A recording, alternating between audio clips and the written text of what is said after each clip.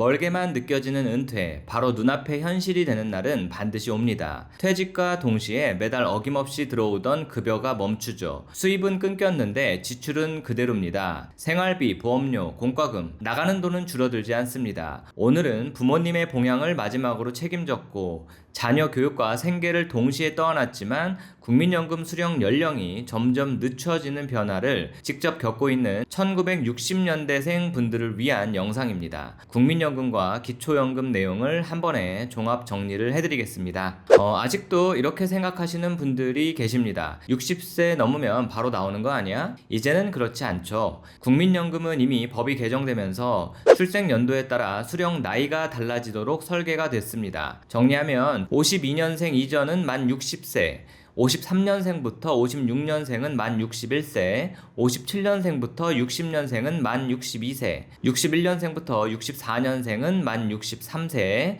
65년생부터 68년생은 만 64세입니다. 그리고 1969년생부터는 만 65세입니다. 2026년을 기준으로 보면 1963년생은 올해 만 63세가 되므로 생일이 지난 다음 달부터 연금 수령이 가능하겠습니다. 61년생과 62년생은 이미 수령 중이고 64년생은 27년부터 받을 수 있겠죠. 자, 그런데 문제는 여기입니다. 만약 60세에 은퇴했다면 최대 5년 가까이 소득이 없는 기간이 발생할 수 있습니다.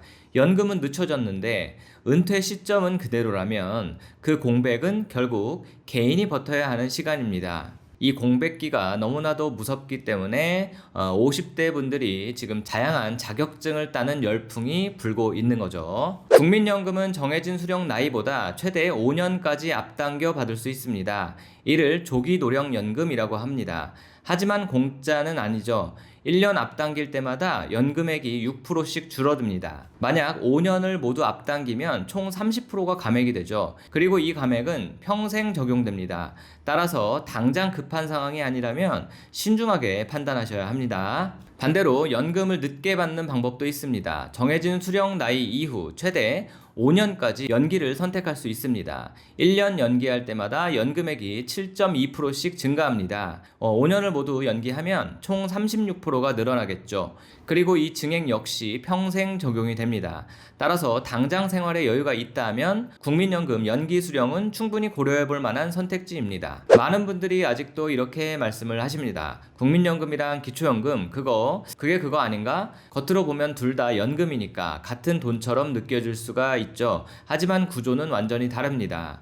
국민연금은 내가 젊었을 때 월급에서 보험료를 납부를 했고 그 낸 돈을 기반으로 나중에 돌려받는 제도죠. 쉽게 말해 보험에 가입해 두었다가 정해진 나이가 되면 받는 구조입니다. 반면 기초연금은 다릅니다. 내가 얼마나 냈느냐와는 관계가 없죠. 정부의 세금으로 운영되는 노인복지급여입니다. 만 65세 이상이 되면 그 중에서 소득 인정액 하위 약 70%에 해당되는 분들에게 지급되는 제도입니다. 여기서 중요한 차이가 하나 더 있는데요. 국민연금은 출생 연도에 따라 수령 나이가 계속 늦춰지고 있고요.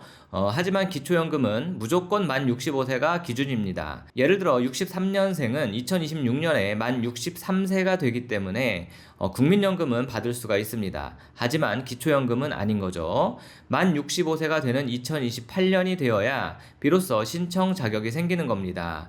반대로 61년생의 경우는 올해 26년에 만 65세가 되기 때문에 이미 받고 있는 국민연금에 더해 기초연금까지 함께 받을 수 있는 거죠. 이처럼 이름은 비슷하지만 재원도 다르고 기준도 다르고 시작 시점도 다릅니다. 그래서 두 제도를 반드시 구분해서 이해를 해두셔야 합니다. 여기서 한 가지 더 알아두셔야 할 점이 있는데요. 국민연금을 많이 받으면 기초연금이 일부 조정될 수도 있다는 것은 사실입니다. 이를 연계 감액 제도라고 하는데요. 국민연금 수령액이 일정 수준을 넘으면 기초연금 전액이 아니라 일부가 감액이 될 수가 있습니다. 왜 이런 제도가 있느냐? 기초연금은 소득 하위 70%를 대상으로 하는 복지급여이기 때문에 전체 소득 수준을 함께 반영하기 때문입니다. 그러니까 전체 소득 수준을 고려해서 조정하는 방식이라고 이해하시면 됩니다. 이 부분까지 알고 계셔야 노후 자금 설계를 조금 더 현실적으로 할 수 있습니다. 그렇다면 2026년 기준으로 기초연금은 어느 정도까지 소득이 있어야 받을 수 있을까요? 올해 기준으로 보면 단독 가구는 월 소득 인정액 247만 원 이하, 부부 가구는 월 395만 2천 원 이하입니다. 여기서 중요한 표현이 있는데요. 소득이 아니라 소득 인정액입니다. 즉 단순히 월급만 보는 것이 아니라 재산을 소득으로 환산한 금액까지 포함해서 계산하는 겁니다. 이 기준은 아무렇게나 정하는 것은 아니고요. 보건복지부 장관이 매년 노인의 소득 수준, 재산 규모, 생활 실태, 물가 상승률 등을 종합적으로 고려해서 고시를 합니다. 목표는 하나죠. 만 65세 이상 노인 중 약 70% 정도가 기초연금을 받을 수 있도록 선정 기준을 맞추는 것입니다. 그래서 매년 조금씩 기준이 달라질 수 있는 거죠.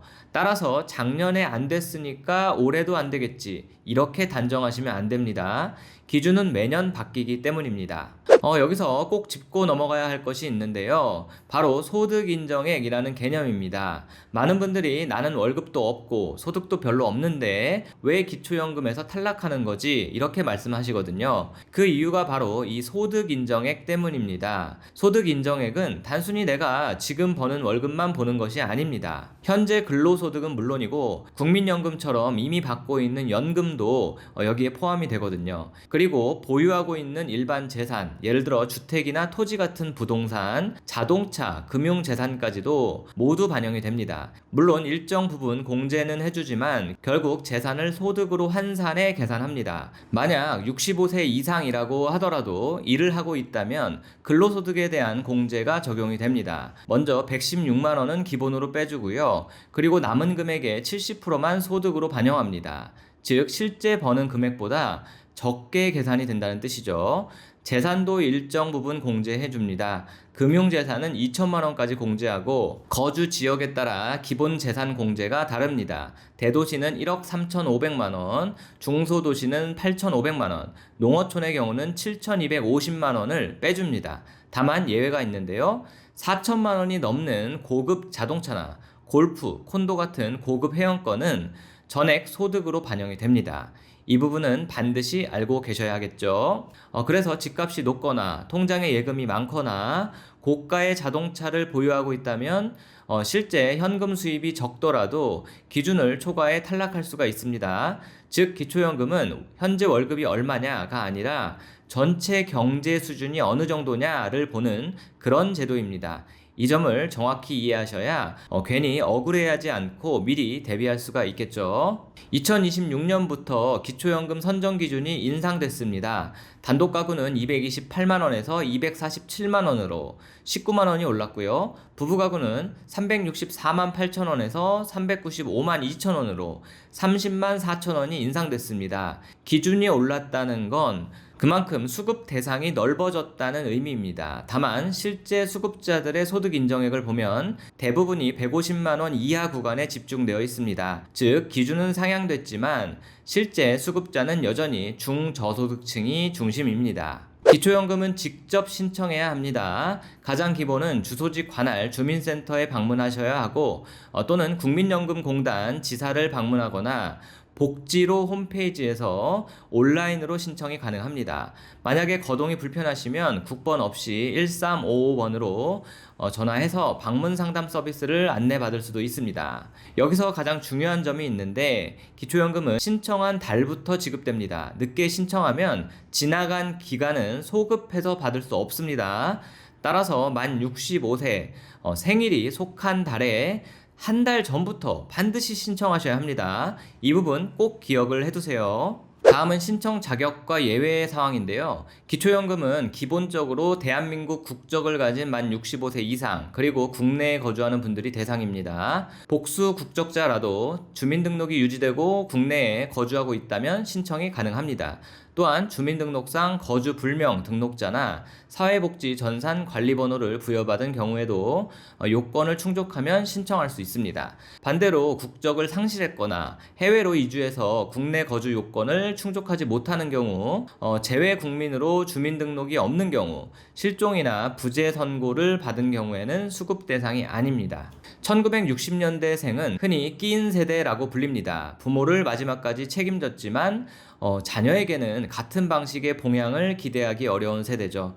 위로는 부모 봉양, 아래로는 자녀 교육과 생계 부담, 그래서 샌드위치 세대라는 말도 나왔습니다. 이 세대에게 연금은 여유 자금이 아닙니다. 이제는 선택이 아니라 노후를 지탱하는 기본소득이 될 수 있겠습니다. 모든 1960년대생 분들을 응원하겠습니다. 오늘 영상 좋아요와 댓글까지 꼭 좀 부탁을 드릴게요. 그럼 저는 다음 영상에서 뵐게요.